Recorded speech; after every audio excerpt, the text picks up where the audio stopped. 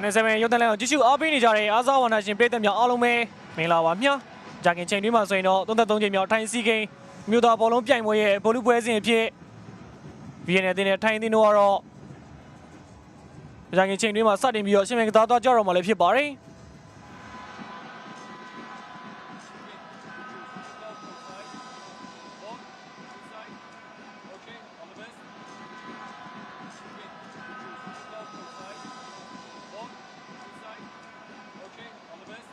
ဒီကနေ့ဘောလုံးပွဲစဉ်ကိုတော့ကွင်းလယ်တိုင်းအဖြစ်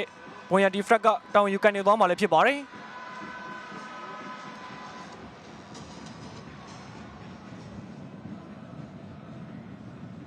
ဂျာဇမ်မဲ့ချီပေးတော့တယ်ဆန်ရိုဝဲလိုက်နေမြဆန်ရိုဝဲအေယာတွေပဲဖြတ်ချိုးပေးတော့တယ်ရာသီခင်ဗျထိုင်နေမဲ့အေယာထဲမှာပဲချီအောင်ပြနေရထိုင်နေမဲ့ဝေးရနေမဲ့လက်ကန်နေအဲကြောင့်ပဲဆွဲတက်လာတယ်ထိုင်နေမဲ့ရှေ့ပဲကနေပေးတော့တယ်ရှားသေးခင်ဗျထိုင်းသေးပဲ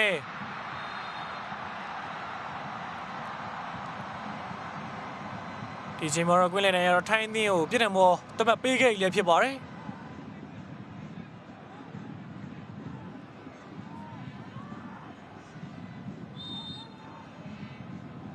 ဘူရာဖာ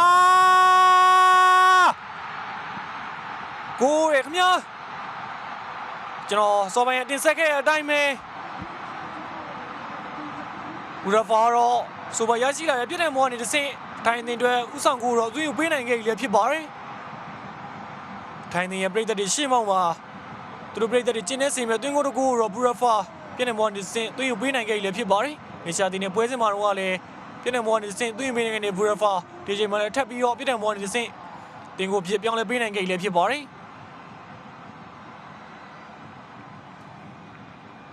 ပြန်နေတဲ့ကိုသမားထရန်ကင်းကလည်းလုံးဝတားဆီးနိုင်ခြင်းမရှိဘဲနဲ့ဥဆောင်ကိုခွင့်ပြုပေးခဲ့ရည်လည်းဖြစ်တယ်မြာ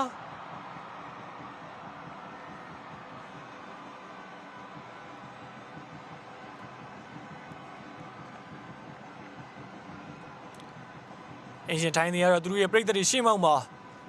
သူတို့လိုချင်နေတဲ့တွင်းကိုတကူတော့စတင်ပြီးတော့အရရှိသွားခဲ့ရည်လည်းဖြစ်တယ်မြာ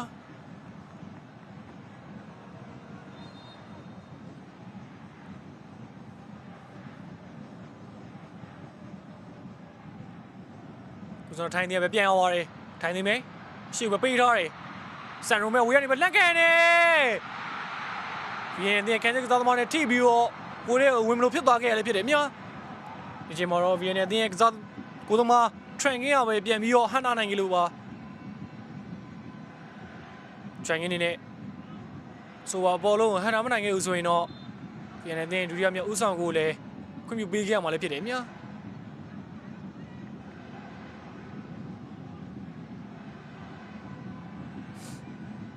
ဒီမှာလည်းထိုင်တင်မယ်တောက်လျှောက်ပဲဆွဲဦးလာမြညာချောင်းပဲထပ်ပြီးတော့ပေးလာတယ်တောက်လျှောက်ပဲမြချက်လှည့်လာတယ်လက်ကဲလာပြီဂိုးပြီမြတင်းကောင်းဆောင်ရာထရီဒီချိန်မှာတော့ပြိုင်ဘက်ခန်းစစ်ကစားမားတွေတားဆီးနေတဲ့ကြားရရပဲအလှပါဆုံးဆုံးသက်ပြီးတော့ပွဲကိုတော့ထပ်ပြီးတော့ဥဆောင်လိုက်ပြီးဖြစ်ပါတယ်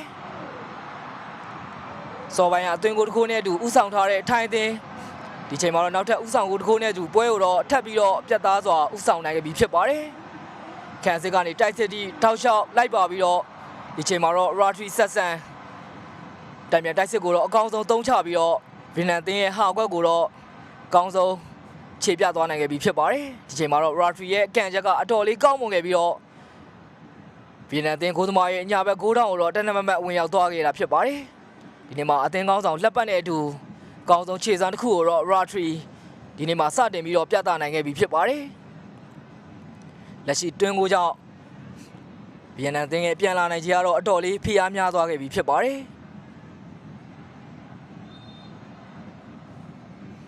ပြီးခဲ့တဲ့စီးဂိမ်း2ချိန်ဆက်ချန်ပီယံဆုနဲ့အနီး73နေထားရောက်မှဝေးနေခဲ့တဲ့ထိုင်းသင်းဒီချိန်မှာတော့ရာဇာမင်္ဂလာအားစားခွင့်ကြီးထဲမှာအပိုင်ခွင့်ရေးတော့ဇက်တိုက်အသုံးချနေခဲ့တာဖြစ်ပါတယ်ဒီမှာထိုင်တင်မယ်ရာထရီပြန်ပြီးတော့ဟန်နာထားပြန်နေမြ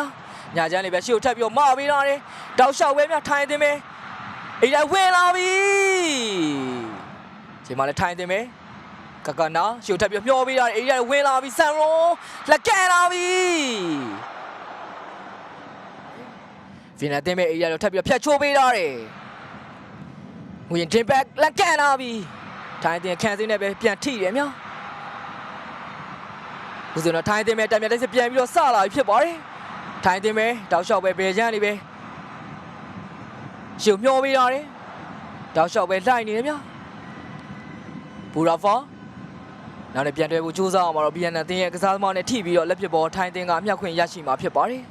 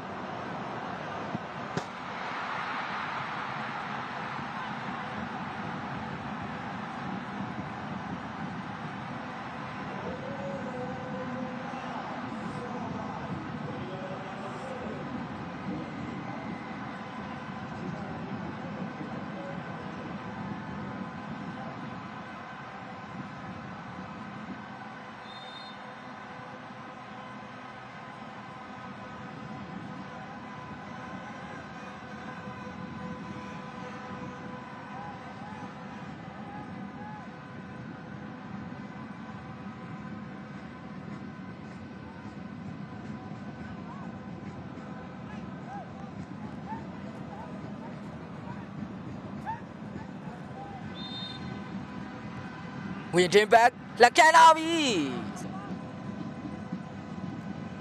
ဗီနန်တင်မဲ့တောင်းကမော်ကန်လီပေးတော့အေးတော့ကြားတယ်ပေးပြီဂိုးပြီများ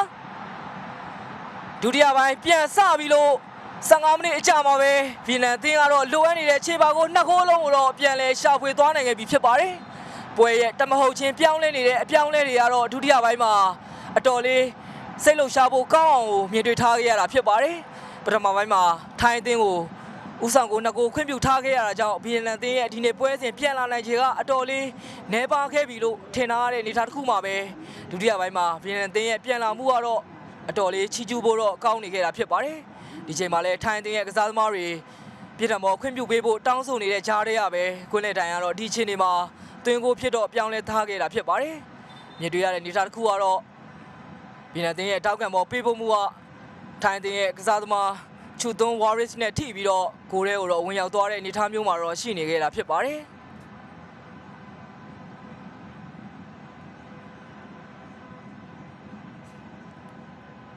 ဒါကြောင့်ဒုတိယပိုင်းပွဲစပြီးလို့15မိနစ်ကြာမှာပဲဗီယက်နမ်အသင်းကတော့ပွဲကိုအပြည့်အဝပြန်လည်ပြီးတော့ချင်းကပ်နိုင်ခဲ့ပြီဖြစ်ပါတယ်ဂျာရာအသင်းမြဗီယက်နမ်အသင်းပဲနောက်ကနေတက်လာတဲ့ကစားသမားနဲ့ပြန်တွဲလာတယ်ဝယ်လေလက်ကန်လာပြီဘယ်ချမ်းနေပဲချီအောင်ပြရတယ်နောက်ပဲပြန်တွဲလာတယ်ဗျာဗီယက်နမ်အသင်းပဲအိဒါထပ်ပြီးပေးထားတယ်ပြန်ထွက်လာပြီလက်ပိတ်ပြီပွဲကိုတကြောပြန်ပြီးတော့ဥဆောင်ဖို့အတွက်အတော်လေးကောင်းမွန်တဲ့အခွင့်အရေးတစ်ခုတော့ရခဲ့တာဖြစ်ပါတယ်အသင်းဘော်တွေရဲ့ခေါင်းတိုက်ပေးပို့မှုကနေ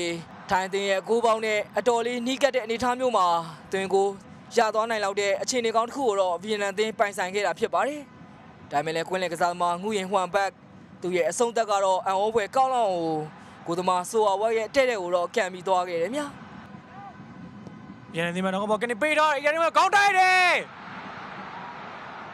ကိုယ်တိုင်ထိပြီးတော့ပဲပြန်ထွက်လာခဲ့ရတယ်ဖြစ်တယ်မြာ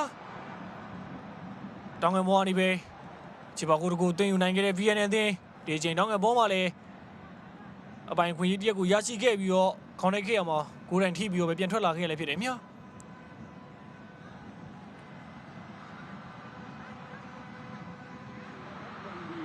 ဘူဇနာထိုင်းအသင်းမဲ့အေးရထဲမှာပဲ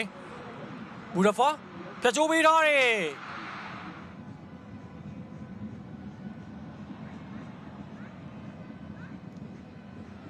ဒီချိန်မှာတော့ VNL အသင်းရှားသေးတယ်မြထိုင်းသေးရပဲအေးရတွေပဲဖြတ်တင်ပေးထားတယ်အေးရတွေမှာပဲခေါင်းတိုက်ထားတယ်ဒါမှလည်းကောင်းတဲ့ချက်ကတော့ကိုပေါင်းနဲ့လွှဲနေကြလည်းဖြစ်တယ်မြ VNL အသင်းပဲခြေထဲမှာပဲရှိနေသေးတယ်မြဆိုတော့ VNL အသင်းပဲအေးရတွေပဲကနေပေးထားတယ်ပိတ်တယ် VNL အသင်းပဲရှေ့ဘက်တည်းပေးဖို့ထားတယ် VNL အသင်းပဲလိုက်နေမြ VNL အသင်းပဲခြေနေကြည့်နေတယ်ကြောက်ကိုပဲကြော်ထားတယ်အမတက်လာအသင်းဝင်ပြန်တွဲထားတယ် VNL အသင်းပဲအေးရတွေမှာပဲရှိသေးမြ VNL အသင်းပဲတယောက်ကိုခောက်ထားလက်ကန်ထားတယ် VNL အသင်းပဲထပ်ပိတ်တယ်ကိုဘီခင်ဗျာပထမပိုင်းအချိန်ကို15မိနစ်မှာနေပဲ VNL အသင်းတတိယမြောက်ဦးဆောင်ကိုတော့ရရှိသွားခဲ့ပြီလည်းဖြစ်ပါတယ်ပွဲတော့ကြောပြန်ပြီးချင်းကက်လာတဲ့ VNL အသင်းရဲ့ကစားကွက်ကတော့မဖြစ်မနေချီးကျူးရမယ်လို့တော့ဆိုရမယ်မြအေးရထဲမှာထိုင်းတဲ့ကစားသမားတွေအပြည့်အဝရှိနေတဲ့ကြားတွေကပဲ VNL အသင်းကစားသမား2ယောက်3ယောက်လောက်နဲ့ပဲသွင်းကိုတစ်ခုဖြစ်ရရှိအောင်စွမ်းဆောင်နိုင်ခဲ့ရလည်းဖြစ်တယ်မြ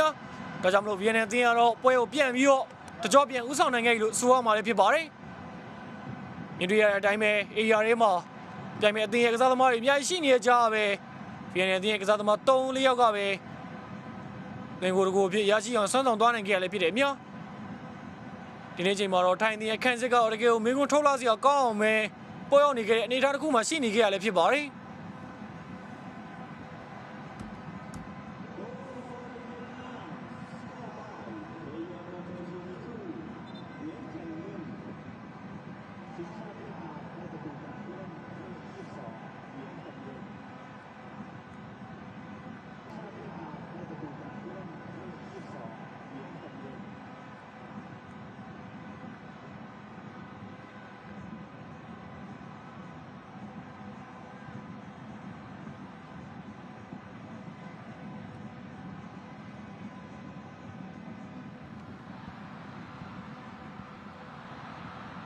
ထိုင်းသင်းမဲ့အေးရတွေပဲကန်ပေးထားတယ်